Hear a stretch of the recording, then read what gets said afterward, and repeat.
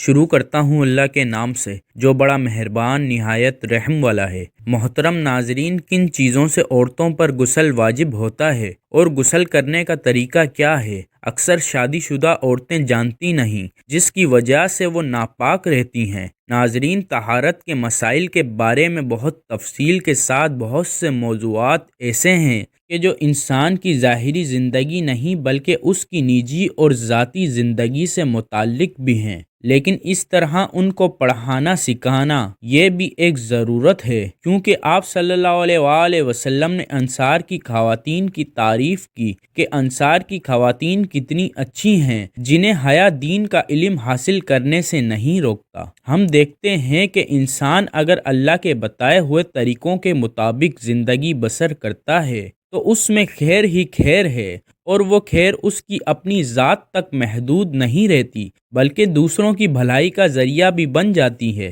ام المومنین حضرت ام سلمہ رضی اللہ تعالی عنہا روایت کرتی ہیں کہ حضرت ام سلمہ رضی اللہ تعالی عنہا نے رسول اللہ صلی اللہ علیہ وآلہ وسلم سے عرض کیا، اے اللہ کے رسول صلی اللہ علیہ وآلہ وسلم، یقیناً اللہ حق بات سے نہیں شرماتا، یعنی حق بات اور ایک اہم بات کو واضح کرنا ضروری ہے، اور اس معاملے میں شرم سے کام نہیں لینا چاہیے، کہیں ایسا نہ ہو کہ انسان انجانے میں غلط کام کرتا رہے۔ تو یہ کہہ کر انہوں نے مسئلہ پوچھا کہ کیا عورت پر غسل واجب ہے جبکہ اس کو احتلام ہو؟ تو آپ صلی اللہ علیہ وآلہ وسلم نے فرمایا، ہاں، لیکن جب کپڑوں پر نشان دیکھے تو اس پر غسل واجب ہوگا۔ صحیح بخاری کی حدیث ہے کہ ام المومنین حضرت ام سلمہ رضی اللہ تعالی عنہا روایت کرتی ہیں کہ ام سلیم نامی ایک عورت رسول کریم صلی اللہ علیہ وآلہ وسلم کی خدمت اقدس میں حاضر ہوئیں اور عرض کیا کہ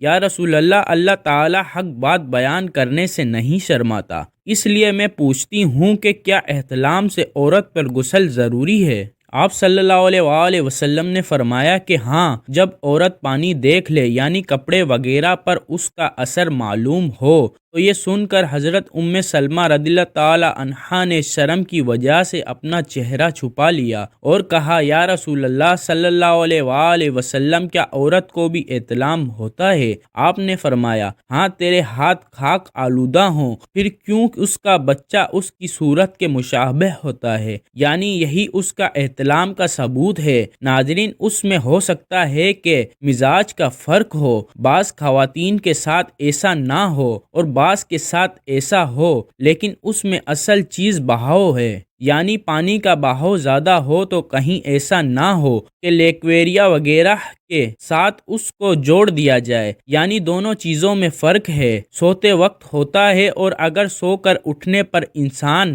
اپنے کپڑوں پر زیادہ ڈسچارج دیکھے تو پھر بھی غسل کرنا ضروری ہے، اور اگر احتلام کی کیفیت انہیں یاد ہو لیکن نشان نہ پائے تو غسل فرض نہیں ہوگا۔ ایسی صورت میں شک کی ضرورت نہیں ہے کہ نہیں بھائی، میں نے خواب دیکھا اور مجھے خواب بالکل صحیح سے یاد ہے تو مجھے غسل کرنا چاہیے۔ نہیں، محض خواب پر نہیں نہایا جائے گا جب تک کہ کوئی فزیکلی ایسی چیز سامنے نہ آ جائے۔ حضرت ام سلمہ روایت کرتی ہیں کہ میں نے کہا، اے اللہ کے رسول صلی اللہ علیہ وآلہ وسلم، میں اپنے سر کے بال خود مضبوط گفتی ہوں، کیا میں انہیں غسل جنابت کے وقت کھولا کروں؟ تو آپ صلی اللہ علیہ وآلہ وسلم نے فرمایا، کھولنا ضروری نہیں، تیرے لیے یہی کافی ہے کہ 3 دفعہ پانی اپنے سر پر ڈالے، پھر اپنے سارے بدن پر پانی بہائے۔ بالوں کی جڑیں بھیگنا ضروری نہیں، جسم کا بھیگنا ضروری ہے، سارے بال کھولنا ضروری نہیں ہے۔ حضرت اماں عائشہ رضی اللہ تعالی عنہا کو خبر ملی کہ حضرت عبداللہ بن عمر عورتوں کو غسل جنابت کے لیے بال کھولنے کا حکم دیتے ہیں۔ حضرت عائشہ رضی اللہ تعالی عنہا فرمانے لگی، ابن عمر پر تعجب ہے، انہوں نے عورتوں کو تکلیف میں ڈال دیا، وہ انہیں سر منڈوانے کا حکم کیوں نہیں دے دیتے؟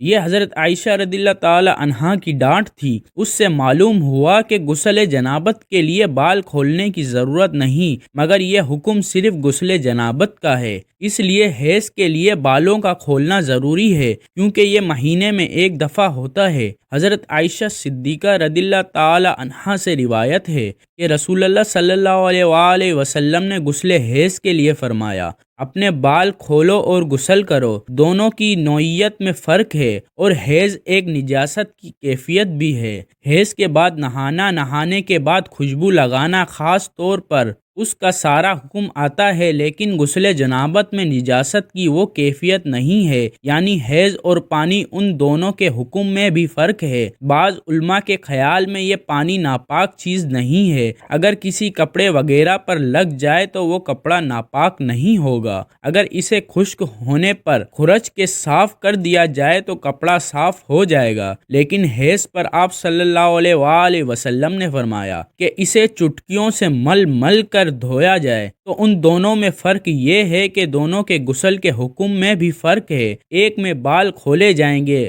اور بال دھوئے جائیں گے اور بالوں کی جڑیں بھی دھوئی جائیں گی، جبکہ دوسرے میں بال کھولنا اور پورے بال دھونا ضروری نہیں۔ بہت سی خواتین کو ان مسائل کا پتہ نہیں ہوتا، بعض اوقات ان کی وجہ سے شوہر کی نافرمانی اور آپس کے تعلقات میں آ جاتا ہے۔ ناظرین، اگر دین کا صحیح مسئلہ پتہ ہو تو انسان ان تمام مشقتوں سے بچ جاتا ہے اور ایک نارمل روٹین کی زندگی گزار سکتا ہے۔ تو معلوم ہوا کہ عورت پر غسل اس وقت واجب ہوتا ہے جبکہ وہ ماہواری سے پاک ہو، اسی طرح جب نفاس سے پاک ہو یا شوہر کے ساتھ ازواجی تعلق کر رہے تو ان تین صورتوں میں غسل واجب ہوتا ہے۔ کافر مرد عورت جنبے یا حیض و نفاس والی کافرہ عورت اب مسلمان ہوئی، اگرچہ اسلام سے پہلے حیض و نفاس سے فراغت ہو چکی ہے، تو صحیح یہ ہے کہ ان پر غسل واجب ہے۔ ہاں، اگر اسلام لانے سے پہلے غسل کر چکے ہوں یا کسی طرح تمام بدن پر پانی بہہ گیا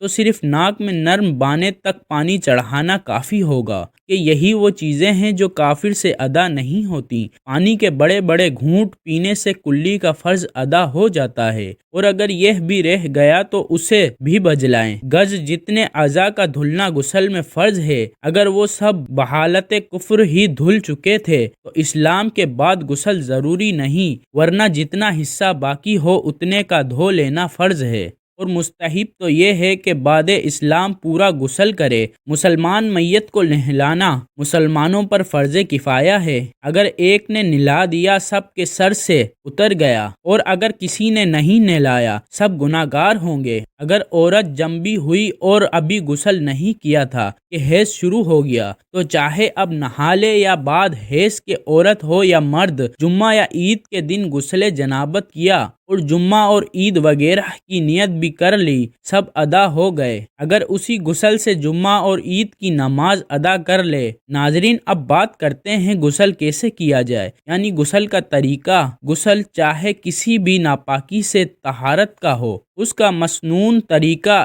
ایک ہی ہے، وہ یہ ہے کہ پہلے ہاتھ دھوئیں اور استنجا کریں، پھر بدن پر کسی جگہ نجاست لگی ہو اسے دھو ڈالیں، پھر وضو کریں، پھر سارے بدن پر 3 مرتبہ اس ترتیب سے پانی بہائیں کہ پہلے سر پر، پھر دائیں کندھے، پھر بائیں کندھے، اور جسم پر پانی بہاتے ہوئے جسم کو ملیں۔ غسل میں 3 چیزیں فرض ہیں: نمبر 1 کلی کرنا، نمبر 2 ناک میں پانی ڈالنا، نمبر 3 پورے بدن پر پانی بہانا۔ بدن کا ایک بال بھی خشک رہ جائے تو غسل نہیں ہوگا اور انسان ناپاک ہی رہے گا۔ ناک کان کے سوراخوں میں پانی پہنچانا بھی فرض ہے۔ انگوٹھی اور چھلا وغیرہ پہنا ہو تو بہتر ہے کہ اتار دیں، اگر نہیں اتارا اور اگر تنگ ہو تو اس کو ہلا کر اس کے نیچے پانی بہانا بھی لازمی ہے، ورنہ غسل نہ ہوگا۔ بعض خواتین ناخن پالش وغیرہ جیسی چیزیں استعمال کرتی ہیں جو بدن تک پانی پہنچنے نہیں دیتی۔ غسل میں ان چیزوں کو اتار کر پانی پہنچانا ضروری ہے۔ بعض اوقات بے خیالی میں ناخنوں کے اندر آٹا لگا رہ جاتا ہے،